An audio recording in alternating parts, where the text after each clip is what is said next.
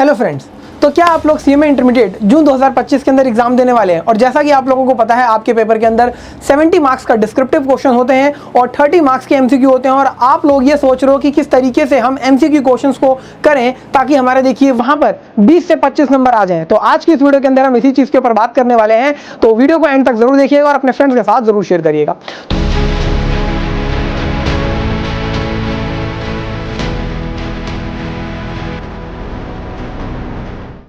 तो सर यहाँ पर अगर आप देखिए अपने एमसीक्यू पार्ट पर जो कि 30 नंबर का है, सर 20 से 25 नंबर स्कोर कर लेते हैं तो आपके लिए फिर एग्जाम के अंदर देखिए पास होने के लिए सिर्फ 15 से 20 नंबर की ही रिक्वायरमेंट रह जाती है और बड़ी आसानी से वो आप स्कोर कर सकते हैं। तो एमसीक्यू बहुत ज़्यादा इंपॉर्टेंट है और इनको किस तरीके से करना है ये हम आज की इस वीडियो में बात करेंगे। तो सर सबसे पहली चीज देखिए, कुछ जनरल बातें हैं जो आपको समझनी है। यहाँ पर देखिए आपको सारे के सारे एमसीक्यू क्वेश्चंस को अटेम्प्ट करना है और इसका रीजन ये है क्योंकि कोई नेगेटिव मार्किंग नहीं है। और जब नेगेटिव मार्किंग नहीं है तो हो सकता है कि सर हम वहां पर गैस करें और हमारा आंसर ठीक हो, और एक गैस करने पर आपको 2 नंबर मिल जाते हैं क्योंकि 15 एमसीक्यूज आपके पास आने वाले हैं जो कि 30 मार्क्स की वेटेज रखते हैं। तो कभी भी एमसीक्यू छोड़ के नहीं आने हैं और सारे के सारे एमसीक्यूज को आपको करना है। ठीक है जी। अब देखिए आपके एग्जाम के अंदर जो एमसीक्यूज आते हैं, स्ट्रेट फॉरवर्ड एमसीक्यूज आपको बहुत कम देखने को मिलेंगे। ज्यादातर एमसीक्यू क्वेश्चंस जो आपको देखने को मिलते हैं वो केस स्टडी बेस्ड क्वेश्चंस होते हैं। केस स्टडी बेस्ड क्वेश्चंस का मतलब क्या होता है कि छोटी सी कहानी बनाकर दे दी और फिर उसके ऊपर आपसे पूछा जाएगा कि बताइए यहाँ पर किस तरीके से आंसर होगा। जैसे कि आईडीटी की अगर मैं बात करूं तो आपको एक केस दे दिया, पूछ लिया जाएगा यहाँ रिवर्स चार्ज मैकेनिज्म लगेगा, फॉरवर्ड चार्ज मैकेनिज्म लगेगा, ये किस तरीके से टैक्सेबल होगा। तो आपको यहाँ पर क्या करना है, यहाँ पर आपको सबसे पहले जो क्वेश्चंस हैं उनको पढ़ना है। मैं ये नहीं कह रहा हूं कि ऑप्शंस को पढ़िएगा, नहीं, सिर्फ क्वेश्चन की रिक्वायरमेंट पढ़ लीजिएगा पहले क्या है, और फिर उसके बाद आपको जो है देखिए एमसीक्यू क्वेश्चंस की जो केस स्टडी है वो पढ़ना है। और आपको पढ़ते ही समझ में आ जाएगा कि अच्छा ये चीज पूछी गई थी केस स्टडी के अंदर, ये वहां पर दिख गया है हमें, तो हम यहाँ से आंसर इसका डिराइव कर सकते हैं। Very simple. इसके साथ साथ देखिए आप ये एमसीक्यू क्वेश्चंस कब करेंगे। कई बार बच्चे स्टार्टिंग में एमसीक्यू करते हैं कि सर आधे घंटे में हम एमसीक्यू कर लेंगे और फिर उसके बाद अपना डिस्क्रिप्टिव पेपर करते रहेंगे। कई बार बच्चे एंड में करते हैं। तो स्टार्टिंग में करना और एंड में करना दोनों ही देखिए पूरी तरीके से, मैं ये नहीं कहूंगा कि आप वहां पर स्टार्टिंग एंड में करके मार्क्स अच्छे नहीं ले सकते, बिल्कुल ले सकते हैं। लेकिन एक बात समझिएगा जरा, देखिए जब आप एमसीक्यू क्वेश्चंस को बिल्कुल स्टार्टिंग में करते हैं, एमसीक्यू क्वेश्चंस के अंदर देखिए आपको एग्जैक्ट आंसर देना होता है। A B C D 4 options हैं, जो भी करेक्ट ऑप्शन होगा उसी को सिलेक्ट करेंगे तभी मार्क्स मिलेंगे, अदरवाइज पूरे मार्क्स चले गए। लेकिन डिस्क्रिप्टिव पार्ट में क्या होता है कि थ्योरी है तो आप कुछ ऊपर नीचे करके जो है अपनी कहानी बनाकर प्रोविजन को मॉडिफाई करके थोड़ा सा मतलब अपनी लैंग्वेज में लिख सकते हैं और आप मार्क्स अचीव कर लेंगे वहां पर। लेकिन यहां ऐसा नहीं हो सकता। और अगर आप एंड में करते हैं तो आपके पास टाइम कम होगा, जल्दबाजी रहेगी, जल्दी जल्दी क्वेश्चंस पढ़ेंगे और हो सकता है कि आपसे गलती हो जाए, वहां पर जो क्वेश्चन आप ठीक कर सकते थे वो भी आप गलत कर दें। तो इन दोनों ही सिचुएशन से बचने के लिए आपको क्या करना है, आपको पहले 2 डिस्क्रिप्टिव क्वेश्चंस को अटेम्प्ट करना है और जब आपके 2 डिस्क्रिप्टिव क्वेश्चंस हो जाए फिर आप देखिए एमसीक्यूज पर आइएगा। ऐसा क्यों मैं कह रहा हूं, क्योंकि देखिए जब आप यहां पर 2 डिस्क्रिप्टिव क्वेश्चंस कर लेते हैं, 14 मार्क्स का एक डिस्क्रिप्टिव क्वेश्चन है, 28 नंबर का पेपर आपका हो चुका होता है। और इस काम को करने में तकरीबन जो आपको टाइम लगने वाला है वो 45 से 50 मिनट का लगेगा। ठीक है जी। अब आप सोचिए कि इसके बाद आपने 30 नंबर का एमसीक्यू कर लिया आधे घंटे लगाकर, और मोटा मोटा मैं मानता हूं कि यहां पर आपने तकरीबन 1.30 आवर्स के अंदर अपना 58 से 60 नंबर का पेपर कर लिया है। 1.5 घंटे के अंदर आपको 40 नंबर का पेपर करना है। कितना ज्यादा कॉन्फिडेंस आ जाएगा कि अरे यार हमारे पास आधा टाइम है और सिर्फ 40 नंबर का पेपर अटेम्प्ट करना है, आसानी से हम क्लियर कर सकते हैं। तो आपके कॉन्फिडेंस को बूस्ट करता है जिससे कि आप और अच्छे से काम कर पाएंगे। ठीक है जी। तो आपको इस तरीके से अपना रखना है। इसके बाद देखिए आपको क्या करना है कि एक क्वेश्चन को करने के लिए मैक्सिमम आपको 2 मिनट का टाइम रखना है। अगर आपको लगता है कि 2 मिनट में नहीं हो रहा, ज्यादा टाइम लग रहा है, तो प्लीज अगले क्वेश्चन पर स्विच कर जाइएगा और बाद में उस क्वेश्चन को करिएगा। ठीक है जी। तो ये कुछ आपको जनरल चीजें हैं जो आपको ध्यान रखनी है while attempting the MCQ questions. अब सर मैं कुछ स्पेसिफिक बातों के ऊपर आने वाला हूं जो कि काफी ज्यादा इंपॉर्टेंट है।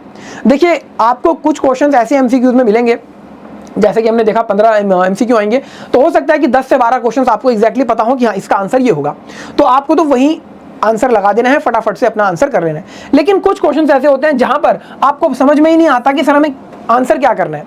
तो यहां पर जो एलिमिनेशन टेक्निक है इसको आपको सिलेक्ट करना है। अब एलिमिनेशन टेक्निक क्या कहती है, ये टेक्निक कहती है कि जो भी सबसे वियर्ड ऑप्शन है, जो भी सबसे वियर्ड ऑप्शन आपको लग रहा है कि यार ये ऑप्शन तो बिल्कुल ही अलग बात कह रहा है, ये तो आंसर हो ही नहीं सकता, उसे आपको हटा देना है। और ऐसे आपको 1 से 2 ऑप्शन जरूर मिलेंगे। तो अगर आपने सपोज 2 ऑप्शन हटा दिए तो आपके पास अब 2 ऑप्शन रह जाएंगे और उन दोनों में से आपको किसी एक को सिलेक्ट करना है। ठीक है जी, फिर आप क्या करेंगे, उन दोनों ऑप्शंस को पढ़ेंगे और जो क्वेश्चन को पढ़ेंगे उसके बाद दोबारा से आप देखेंगे जो सबसे ज्यादा क्लोजेस्ट आपको आंसर लग रहा है उसी को आप सिलेक्ट करेंगे। और यहां पर आपको मोस्ट ऑफ द केसेस में एक चीज बड़ी कॉमन देखने को मिलती है, और ये खास तौर पे उन क्वेश्चंस में आपको बहुत हेल्प करेगा जो क्वेश्चंस आपको बिल्कुल ही नहीं आते। वहां पर आप देखेंगे कि जो आपका ऑप्शन है वो ऑप्शन बी या ऑप्शन सी में से आएगा। सर आप ऐसा कैसे कह सकते हो कि ऑप्शन बी या सी में से आएगा? तो सर एक बात समझना, एग्जामिनर के पॉइंट ऑफ व्यू से एग्जामिनर कभी भी ये नहीं चाहेगा कि आप क्वेश्चन पढ़ते ही ऑप्शन ए पढ़े और आपको समझ में आ जाए अरे ऑप्शन ए करेक्ट आंसर है। यहां पर एग्जामिनर ये भी नहीं चाहता कि बच्चा 3 ऑप्शन पढ़ने के बाद ऑप्शन डी पर आए और फिर उसे आंसर मिले। तो हाई प्रोबेबिलिटी रहती है कि ऑप्शन बी और ऑप्शन सी के अंदर से आपको आंसर देखने को मिल सकता है। अब इसका मतलब ये नहीं है कि सर ऑप्शन बी या सी ही होगा आंसर, नहीं, ऐसा जनरली होता है मोस्ट ऑफ द केसेस के अंदर। तो आप इन दोनों ऑप्शंस को जरा ध्यान से ऑब्जर्व करना कि क्या आपका आंसर इन दोनों में तो कहीं छुपा नहीं है, ये चीज आपको देखनी है। अब सर कई बार ऐसा होता है कि हमें क्वेश्चन पढ़ते हैं और हमें बिल्कुल ही याद नहीं आता कि यार ये क्वेश्चन आ कहां से गया, हमें समझ ही नहीं आ रहा। तो यहां पर आपको रिवर्स टेक्निक का यूज करना है। अब सर ये क्या नई टेक्निक होती है?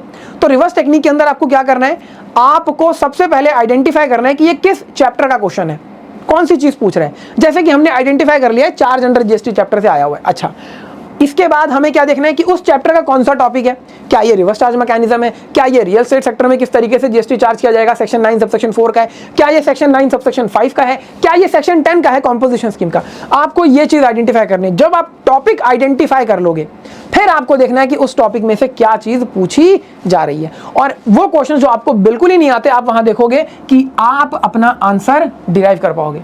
कई बार ऐसा होता है कि सर यहां पर हम आंसर नहीं डिराइव कर पाते इस तरीके के बावजूद भी, कोई बात नहीं, अगर नहीं हो रहा है तो अगले क्वेश्चन पर स्विच कर जाना। आप देखोगे कि जब आप बाकी क्वेश्चंस करोगे तो कहीं ना कहीं बैक ऑफ द माइंड में आपके दिमाग में आंसर क्लिक करने लगेगा।